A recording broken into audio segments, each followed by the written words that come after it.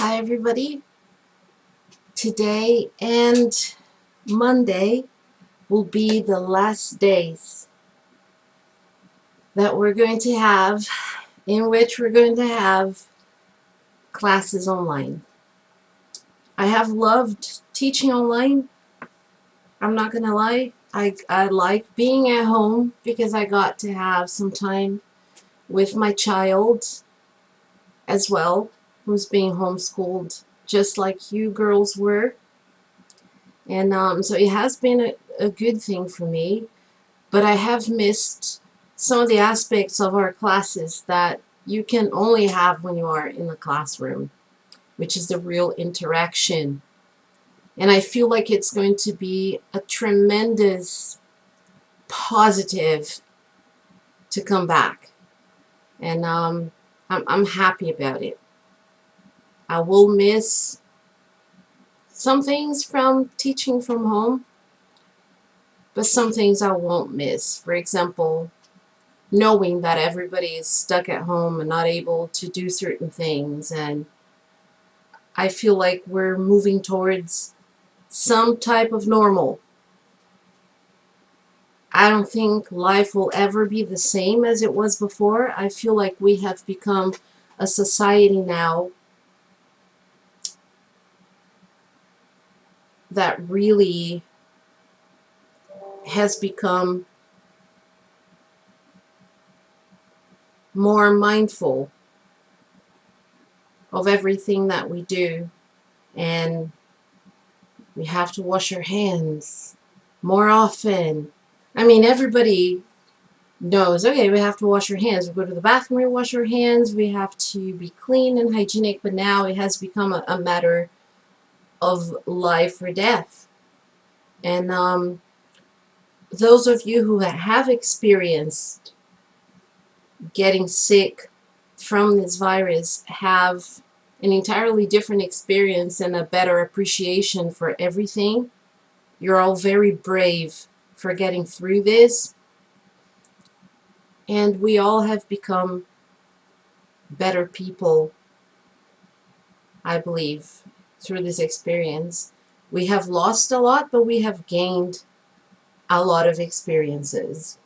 I just got a message from Joanna saying that we don't have a class today.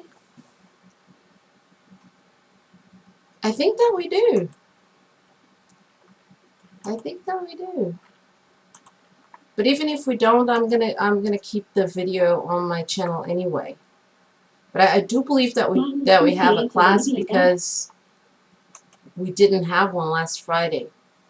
And it's usually one Friday we have a class, one Friday we don't. Let me look at it. Friday the 8th. Yeah, we do have a class today. Because we would have we wouldn't, whoa. Let me see. I think we do have a class today. We didn't have one last week. The way that I know is like when we, one week we have a class, next week we don't, right? So on the 24th of April, we had a class, I believe. Let me look at it.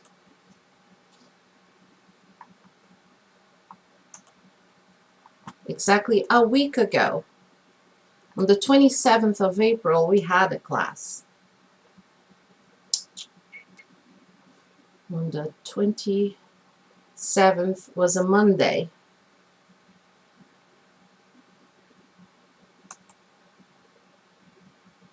Let's look at all the Fridays in April.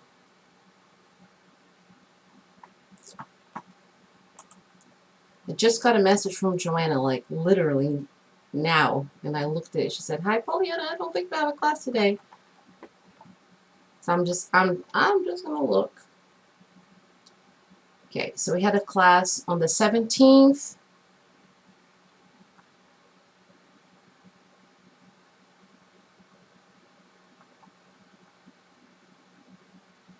And then we had another class on the 20th. So that was we have a class today?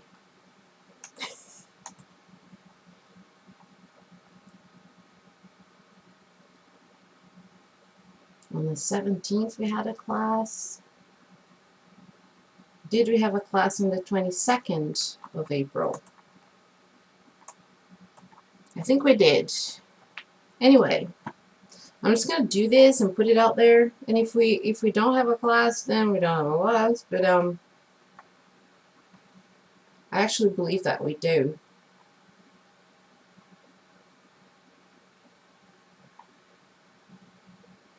Because the only reason why we didn't have a class last week was because it was a holiday.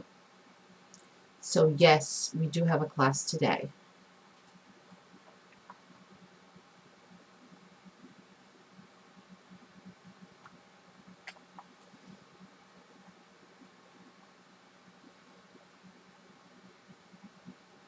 Because we didn't have one the week before that.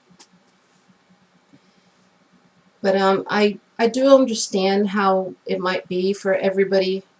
Maybe you're sick of being at home and you finally want to go back to school, right? But I don't know, I'm having mixed feelings because it's also good not to have, like, I have a long way to go to work, and I'm usually so tired already, like, when I get there. But as soon as I come into the classroom and I see my students, all of you, my Spanish classes and the English classes, all of you are so inspiring. You have got to be the most polite, amazing kids ever. I have been teaching for years. I've taught in countries like Brazil and Australia, and in Norway. I have noticed that the kids are a lot better at raising their hands when they need to talk. They are so much better at doing homework. You are not going to believe how much trouble I've had kids doing their homework, handing in their homework. But in Norway, they're so good at this.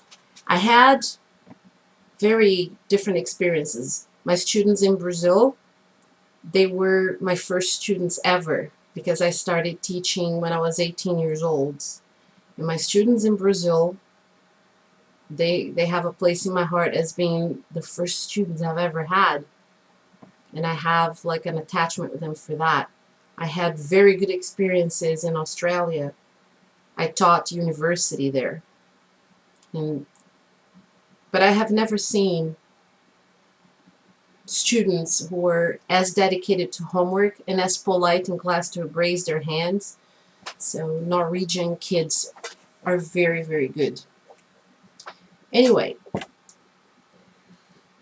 I hope that everyone has a fantastic welcome back. Today we're going to do a listening activity 4.45, and I would like everybody to be very careful when you do this listening activity, because if you can't do it now, listening in this video, if you can't understand enough to do it, then I would like you to follow. I'm going to send everybody a link so that you can actually do it on your own. Maybe you can listen to it on your mobile phone or on your computer if it's better. But let's give it a try to do it here. So when you look at page 158, exercise 4.45, what you have is, at the very beginning it says, letter A, the passengers on the bus are all saved. Later in the story, however, Reacher has to inform a young wife about the death of her police husband. Once she sees him on the doorstep, she faints. Listen to the text and sum up what happens. To sum up, å lage en oppsummering. to sum up. B. Make a list of the different steps to follow if a person faints due to shock. Learn these steps by heart. Don't need to learn them by heart, but I want you to understand and give this a shot. So, without further ado, let's listen to this. I'm going to disappear from the screen for a bit.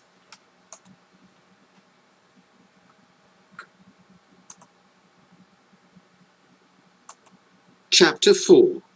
How to Treat an Unconscious Person. Excerpt from 61 Hours by Lee Child. Reacher was too slow to catch Kim Peterson before she hit the deck. He bent down awkwardly in his big coat and slid an arm under her shoulders and sat her up. She was gone, fainted clean away.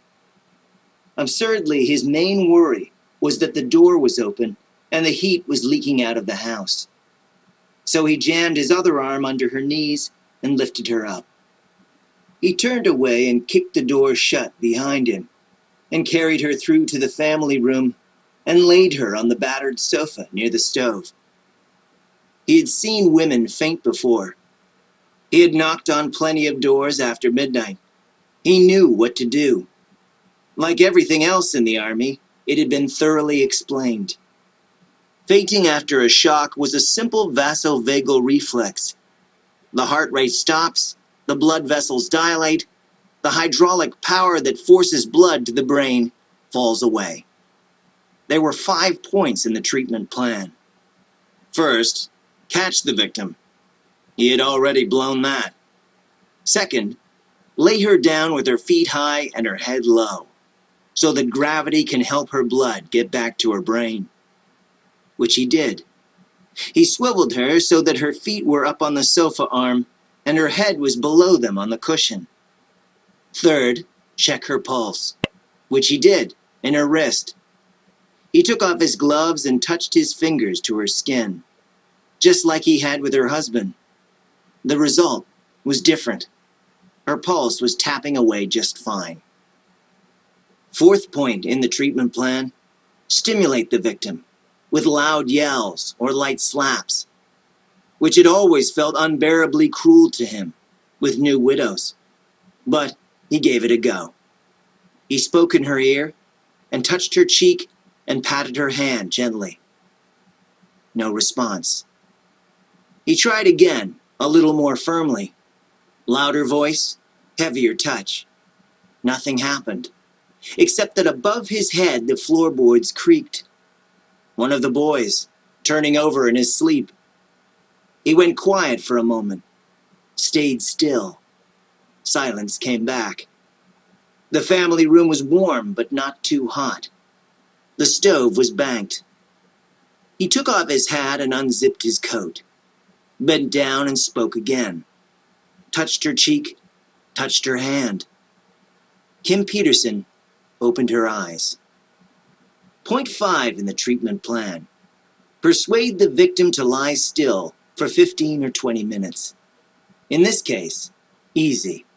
No persuasion necessary. Kim Peterson didn't move. She just lay on her back and stared up at the ceiling, inquiringly, speculatively, her eyes moving and narrowing and widening, as if there was something written up there, something complex and difficult to understand. He asked, "Do you remember me?" She said, "Of course." "I'm afraid I have bad news." "Andrew's dead," she said.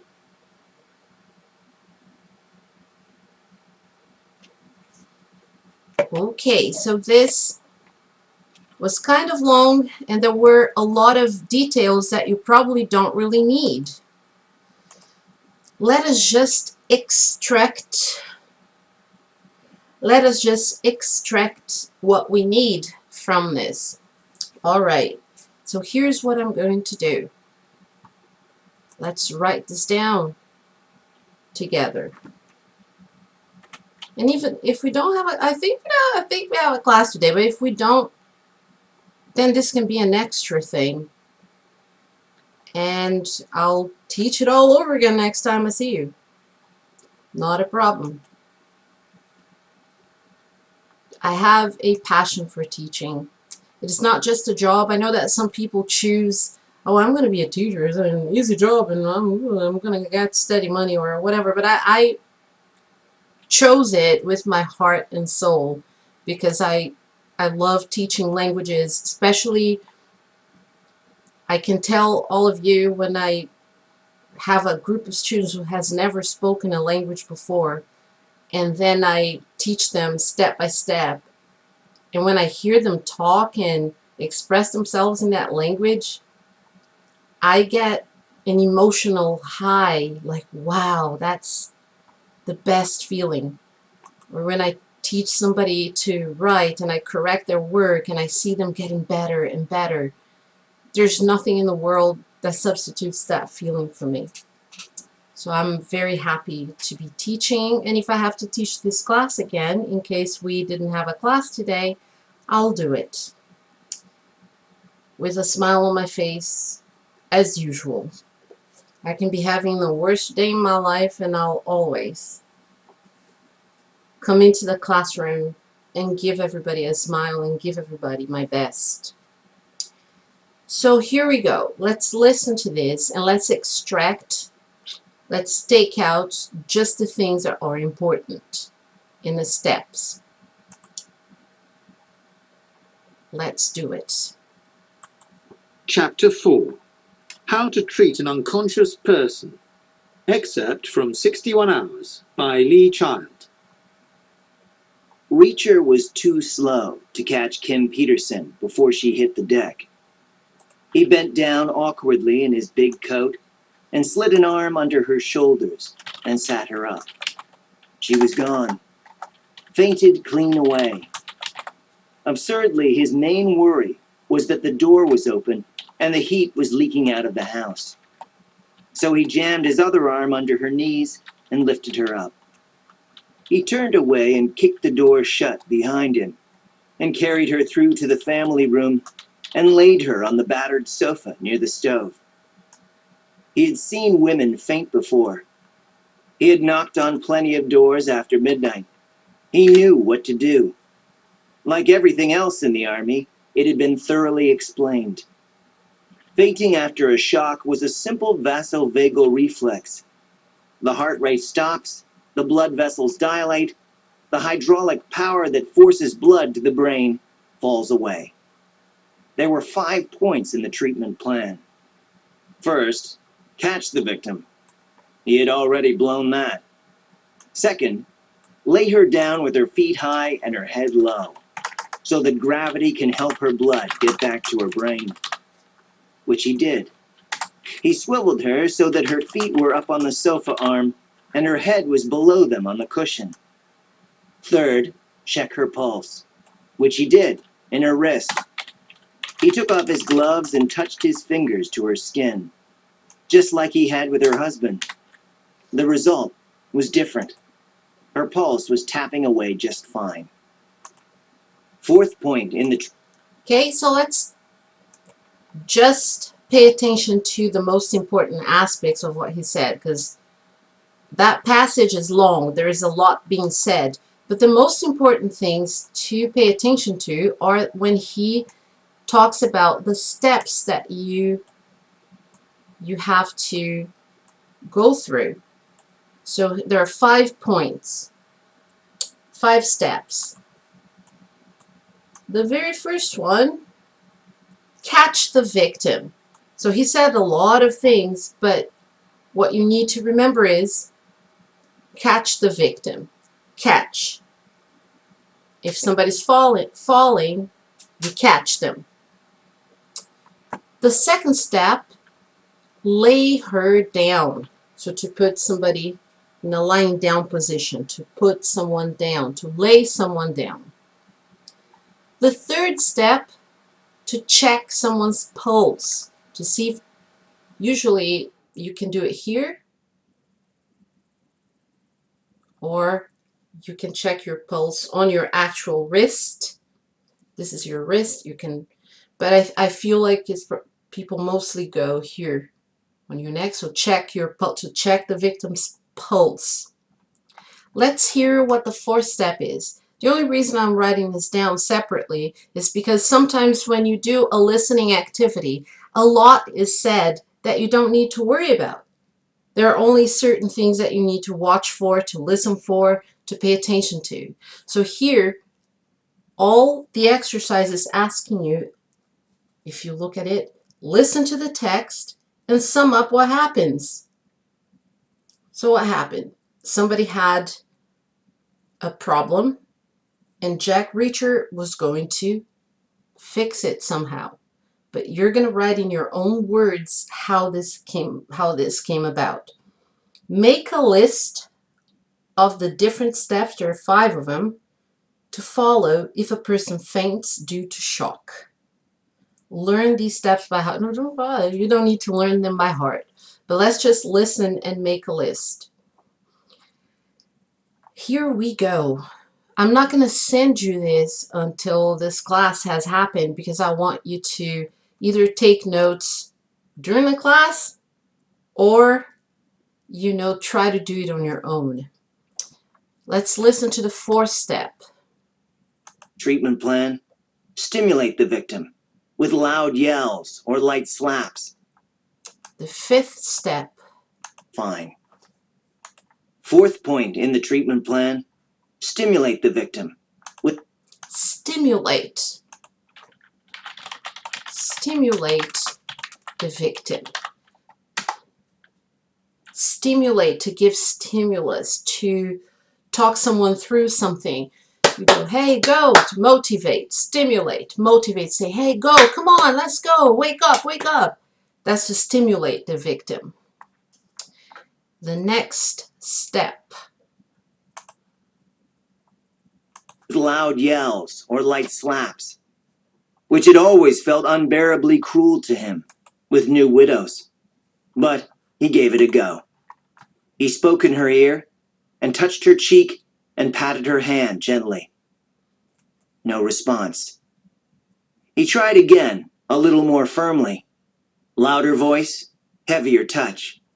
Nothing happened, except that above his head the floorboards creaked. One of the boys, turning over in his sleep.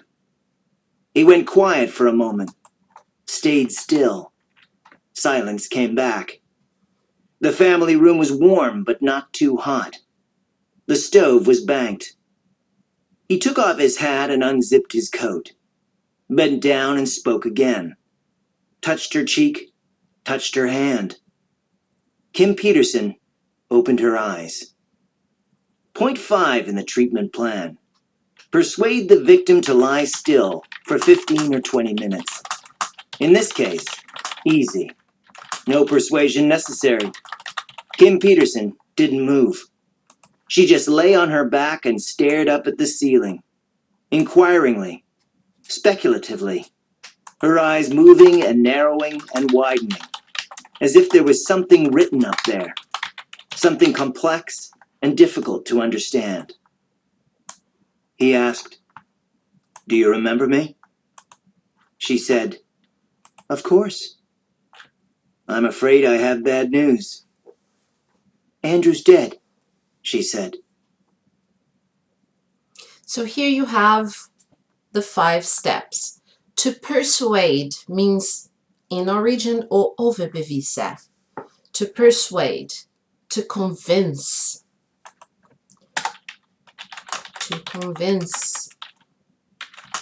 to talk someone into something.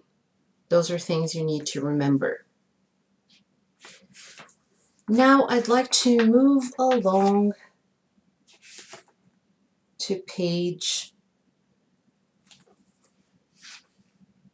100, and I think we already did this. 160, 161, adjectives and adverbs. That's good. That's really good, because now we can do what we were going to do after that. We're going to start chapter 5. And chapter 5 is the last chapter we're going to study this year. And it's a spectacular chapter because it's about something that is the heart of learning languages as your objective with learning languages. When you learn a language, what do you want to do with it? Some people are like, well, I'm just learning it because I'm at school and I have to. When you go to school, it's part of what you have to study. You have to learn a language. But some people will also start to appreciate other cultures and want to maybe travel to a country where the language is spoken. They will want to know how people live in other countries where that language is spoken. And they will most likely become more knowledgeable. A knowledgeable person is a person that knows a lot, that has a lot of knowledge. You become more knowledgeable when you learn another language, that's for sure. And this chapter is all about that. Chapter 5. Cultural affairs. This is it. Cultural affairs. In this chapter, you will learn a variety of different things. And let's discuss some of the most important things that we will learn in this chapter.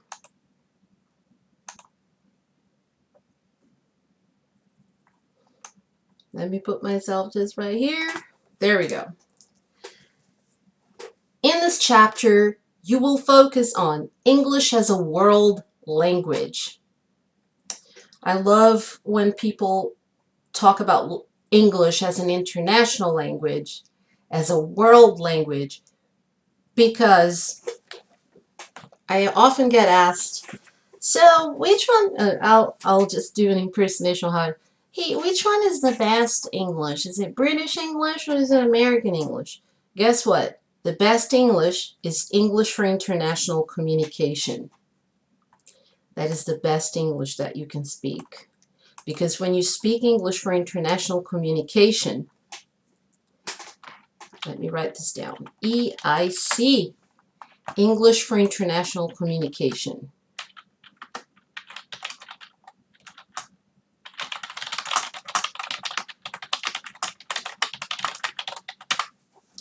English for international communication means that when you speak, people will understand you.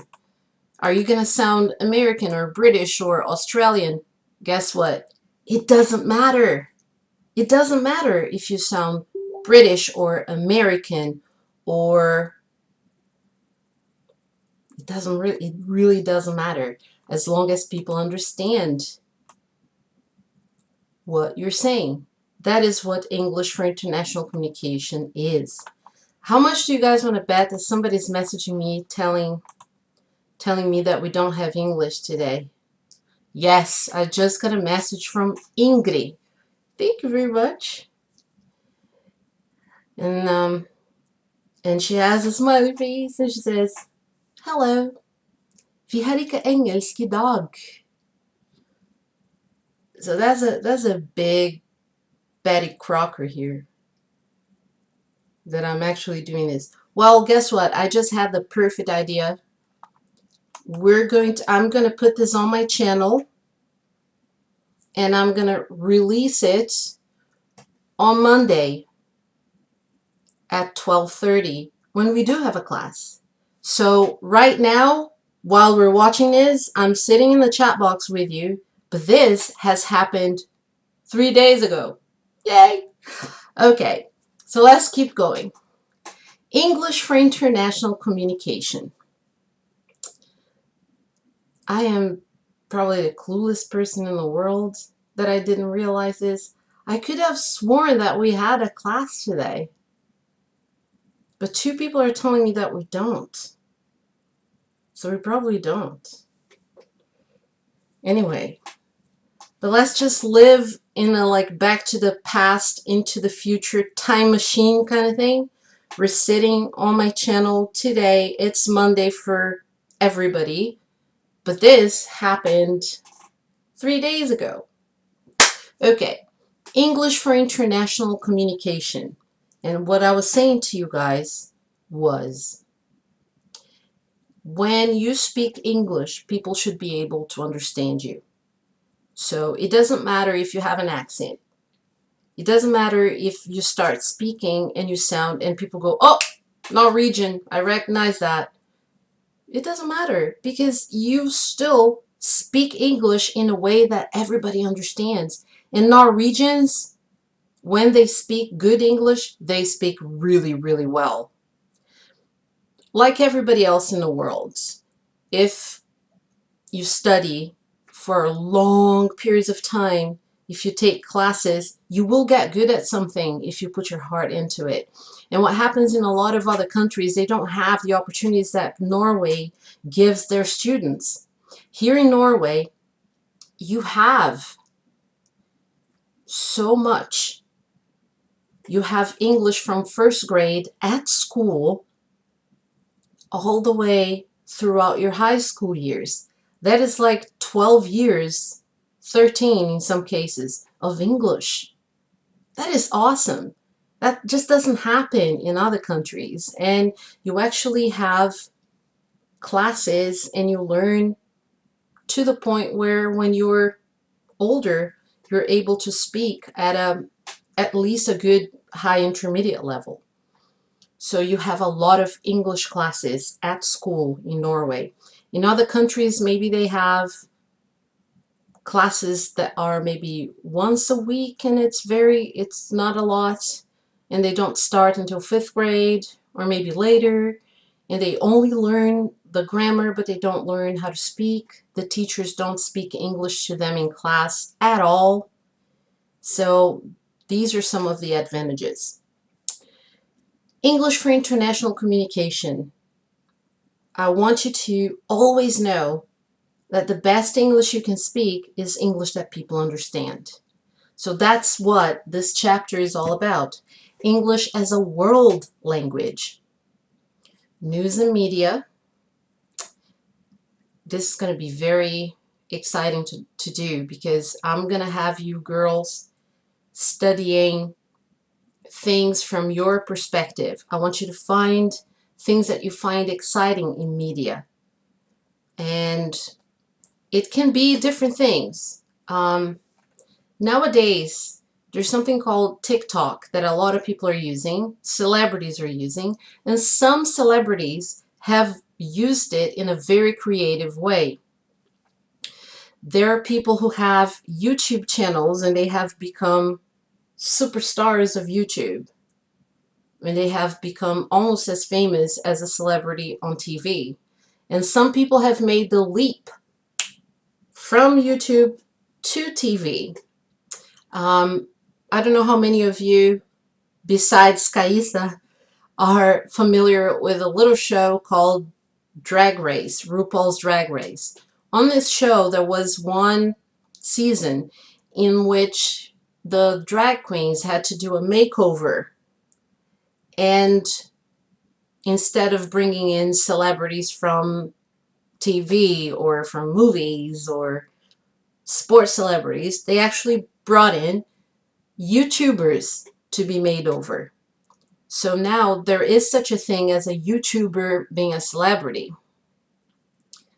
And yeah, I'm getting a message from Caroline now. Hey, Polly, we don't have English classes today. It's weekend.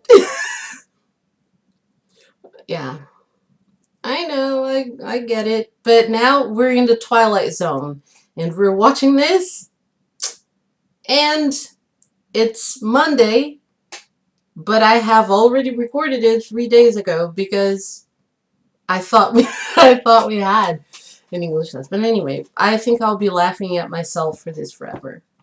So news and media. Nowadays, you can be a celebrity and you can use media and the news circulate a lot faster. things go viral. You know, you say one thing today and you don't think anyone's watching. You're doing something very stupid and your friend is there with a phone filming you, and then it goes viral. And all of a sudden, boom, you're a celebrity. You're a celebrity now. All for the wrong reasons, you know. But so now we're going to explore this to the fullest. We're going to look into different websites that you like, talk about things on TV that you like. How do you get your news? Many years ago, before the internet, I used to get my news from newspapers. All the way up until I was 20 something, I always got my news from newspapers or magazines. And we had that newspaper that came early in the morning, and my dad would sit at the table to have breakfast with the newspaper. And I remember he would hold the newspaper up and I could see what the headlines were. And that's when I first got to hear about something, that a celebrity has died, you know, or that there was an earthquake in San Francisco. There was a bomb threat somewhere. Usually not many good news, but news. Sometimes good news. When Princess Diana got married, the very next day, the newspapers had pictures of the wedding, which became the inspiration for a lot of women that generation, that princess dream. And we got the news from newspapers, and of course there were the news on TV. But I remember the most reliable news were from the newspaper and magazines. Nowadays we don't know what the news is, if the news is real or is it fake. It's very difficult to discern, but I think that this should be a conversation for us to have. How can we tell from fake news? How can we discern fake news from real news? How can we do that? We're going to be talking about that as well. You can even bring the fake news to class, and you bring a piece of fake news and a piece of real news, and the rest of us have to find out what's real, what's not. In this chapter, we'll also be exploring using the internet as a source of information. So in my time, I probably sound like I'm 100 years old. I'm old, but I'm not 100. I'm going to be 48 years old in, okay, we have the whole of May, the whole of June, the whole of July, 3 months, and then I'm going to be 48 years old. So I'm old. Yeah, I'm old. It's all good. I'm old. I'm cool with it, but I'm not that old. But I didn't have internet until I was in my 20s because it didn't exist. And my father was an engineer, and he loved technology. He frigging loved it. So everything that was new and technological, he loved. By the way, if you don't know why I'm discussing these things, if you look at the page on top here, that's where all this stuff is, the points that we're going to be discussing in this chapter. Using the internet as a source of information. So back in the day when I was growing up doing, you know, when you have your term papers, inleveringsoppgaver, term papers, when you have those, you research projects and all, you just go Google it. There it is. And then you have many websites to choose from. Then you read this and you read that and you prepare something and you write with your own words. If you're good, a good student.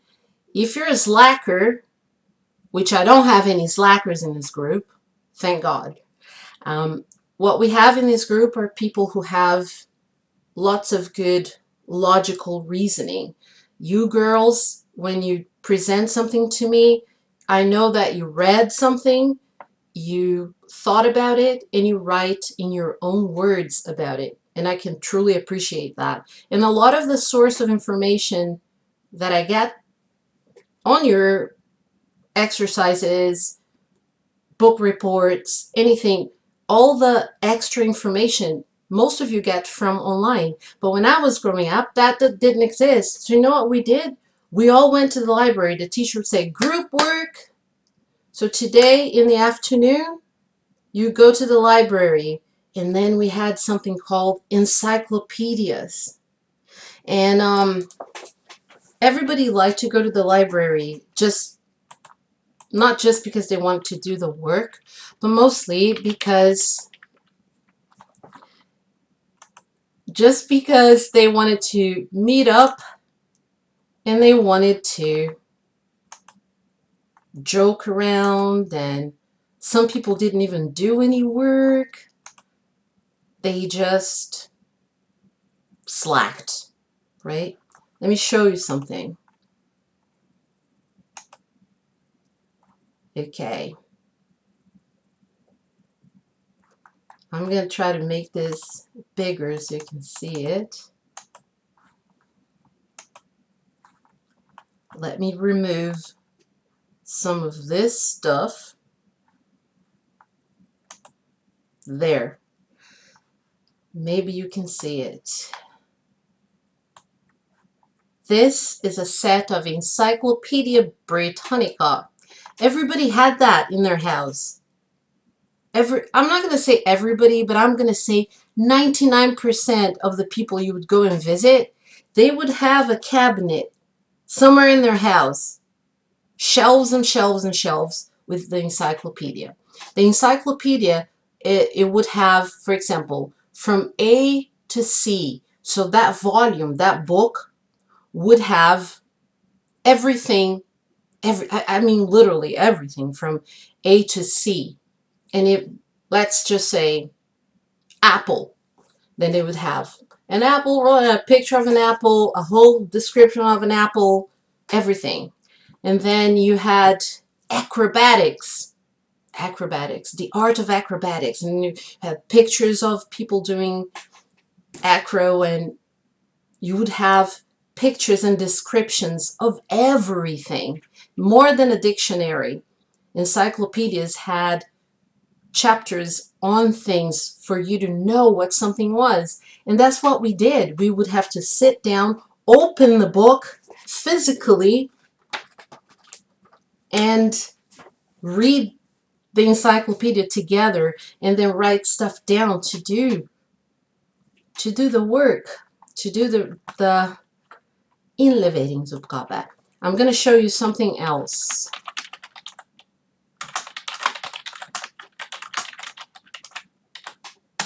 I'm going to show you something else. Let's see.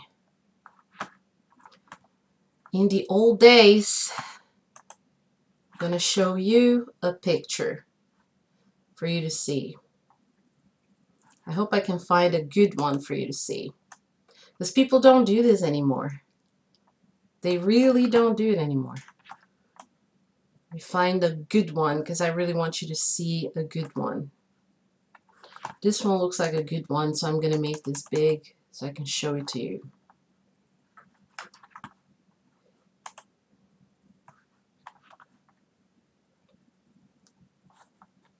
If you can look at this on top here, it's the cover. The cover. I think there's a Pinterest about it. I love Pinterest. I just really love it. It has a video here. And this is how people did their work. They wrote stuff down. So this girl on a YouTube channel is showing people how to make them. And here's the type of thing that people would do. They would draw, and everything was done by hand too. You could do it with a typewriter. Have you ever seen a typewriter in real life? You're very young, so you may not have seen, but some people have them in the house still. So this was so cool back in the day when most people didn't have a typewriter, so they did this, what I'm showing you here. But other people, they were special. They had a typewriter. This one is very good. This one is very typical. They had this paper with print, where, not print, but with lines where you could write, and they would do all of it by hand and do the nicest. They would do it the nicest way possible. And this is how they did their research papers. Nowadays, you just Google it, and through the magic of the internet, everything's there for you. And if you are a good student, you will read what you found and you will write about it with your own words, and you'll kick butt doing it.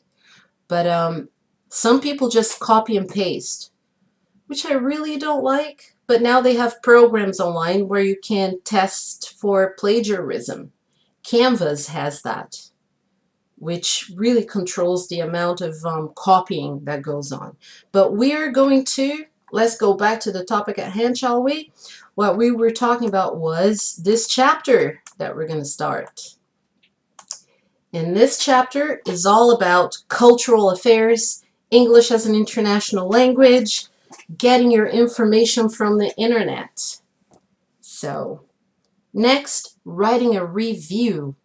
I'm going to have you girls write a review. I'm not going to do any more of those huge assignments because you already have done so much.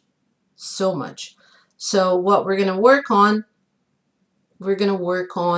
things that we can do in class together and that we can all talk. So even if you write something, it's going to be shorter,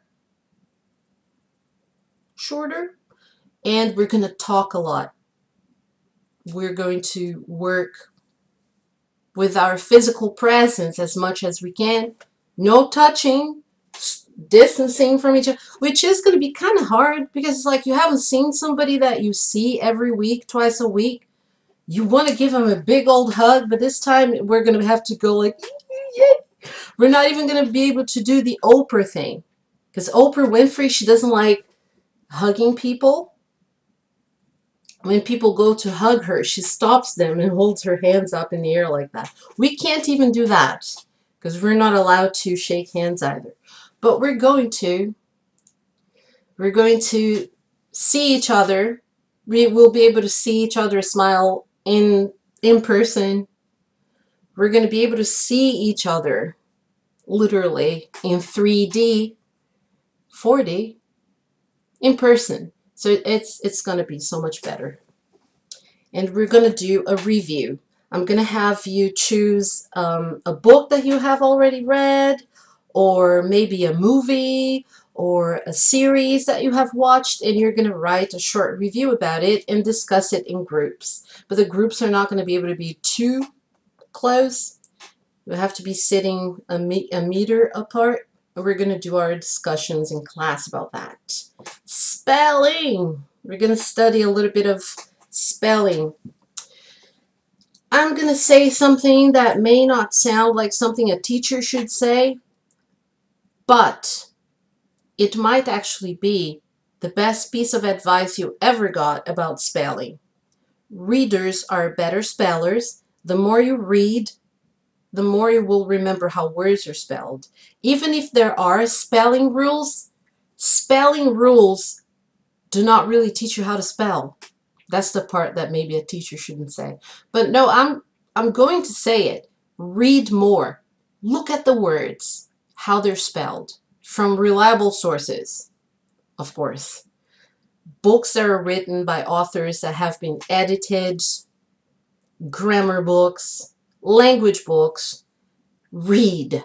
The more you read, the better you will be at spelling. Now, what else are we going to be discussing? We're going to be discussing a few things. Some of the words, I think I'm getting another message from someone telling me, Pollyanna, we don't have classes today. What are you thinking? What is wrong with you? So these are the words that we'll be talking about. Population, multicultural, mother tongue, tongue as in language. You can also use the word tongue for language. Accent, broadcast, celebrity, civil rights, government, welfare, review. And now I'm gonna have you girls write in the chat box, how many English-speaking countries can you name? Go! Go. Write it, and I'll be sitting there, not today, but today for you is Friday for me, because I thought we had a class today. So I sat here and started making the video before. It's now 12:13. I'm getting messages from Kaisa, from Caroline, from Joanna, from everybody telling me that we don't have classes today. So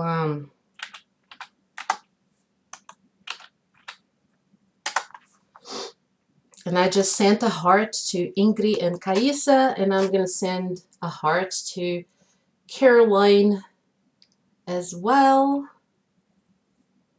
And and just to show appreciation that you let me know that that we didn't have class today. But you know what? It's all good. It's all good. We'll just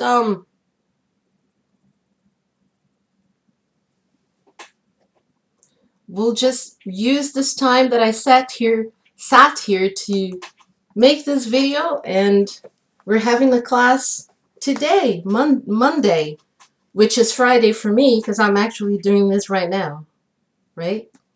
So by now I will have seen all the countries that you put in the chat box, all the English speaking countries you can name, and we're gonna do Quizlet Live together. Quizlet Live, Quizlet Live, Quizlet Live. I'm going to put in the code, and we're going to play 5 rounds of Quizlet Live. Quizlet Live. And I love Quizlet Live. I know people are like, oh, Kahoot's, Kahoot's, Kahoot. I like Kahoot. I like it. Yeah, I like it. But Quizlet Live is like, yay. I love it. So if you have the code, let's go play Quizlet Live.